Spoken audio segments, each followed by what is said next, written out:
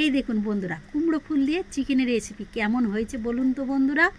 তাহলে পুরো ভিডিওটা স্কিপ না করে প্রথম থেকে লাস্ট পর্যন্ত দেখে নিন, সবাই শিখে নিতে পারবেন। তাহলে দেখে নিন। এই দেখুন বন্ধুরা, প্রথমে এখানে আমি একটা ব্যাটার তৈরি করে নেব।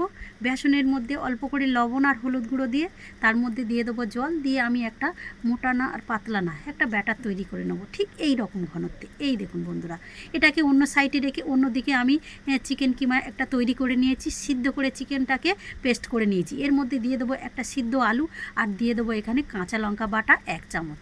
লঙ্কাটা যে যার পছন্দ মতো দিতে হবে। আর দিয়ে দেবো 1 চামচ পেঁয়াজ বাটা, আর দিয়ে দেবো 1/2 চামচ আদা রসুন বাটা, দিয়ে দেবো স্বাদ মতো লবণ, দিয়ে দেবো হলুদ গুঁড়ো, আর দিয়ে দেবো গরম মশলা গুঁড়ো। এবার ভালোভাবে আমি মেখে নেবো, নিয়ে একটা পুর তৈরি করে নেবো। এই দেখুন বন্ধুরা, আমার পুরটা একদম মাখা হয়ে গেছে। আমি সুন্দর করে পুরটা মেখে নিয়েছি। এটাকে এক সাইডে রেখে দেবো। আর যেটা হচ্ছে মেন জিনিস, সেটাই হলো এই দেখুন বন্ধুরা, কুমড়ো ফুল। কুমড়ো ফুলটা দেখতে দেখুন বন্ধুরা, কত সুন্দর দেখতে। এই কুমড়ো ফুলটার আমি কাঁচি দিয়ে ভিতরের একটা অংশ আছে দেখাচ্ছি, দেখুন বন্ধুরা। এই দেখুন, এই হলুদ অংশটাকে আমি কেটে বাদ দিয়ে দেবো, আর কেটে এই মোটাটাকে কেটে আমি ফেলে এইভাবে আমি সব ফুলগুলোকে করে নেবো। এই দেখুন বন্ধুরা, আর একটা করে দেখাচ্ছি। এই অংশটা আমি কেটে বাদ দেবো, আর পিছনের এই মোটাটাকে আমি কেটে নেবো।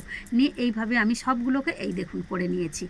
এর মধ্যে এবার যে চিকেনের পুরটা আমি করে রেখেছিলাম, সেই চিকেনের পুরটা আমি এই ফুলের মধ্যে একদম ভালোভাবে ভরে নেবো। এইভাবে আমি সবগুলোকে ভরে নেবো। আর একটা করে দেখাচ্ছি, দেখুন বন্ধুরা, ঠিক এইভাবে আমি চিকেনের ফুলগুলো মধ্যে চিকেন ভরে নেবো। সবগুলো আমার ভরা হয়ে গেছে। অন্যদিকে কড়াইতে আমি তেল দিয়েছি। তেলটা গরম হলেই আমি এটাকে এক একটা ফুলের বড়া নেবো।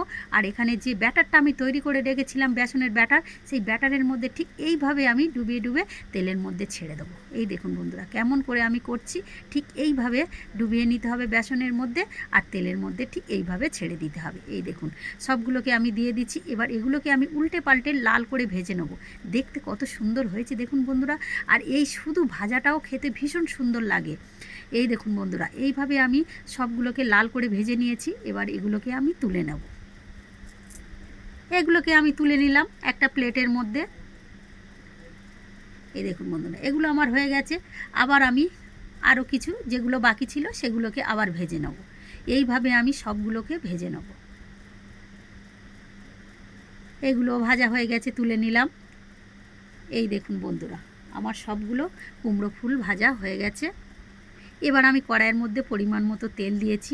আর তেলটা গরম হয়ে এলে এর মধ্যে আমি 2টো পেঁয়াজ পেস্ট করে রেখেছিলাম, সেটাকে দিয়ে দিলাম। দিয়ে দেবো আদা রসুন বাটা 2-3 চামচ, আমি আদা রসুন বাটাকেও দিয়ে দিলাম। আর এখানে দিয়ে দেবো কাঁচা লঙ্কা বাটা। কাঁচা লঙ্কা বাটাটাকে আমি 1 চামচ দিয়ে দেবো। ঝালটা যে যার পছন্দ মতো দিতে হবে বন্ধুরা।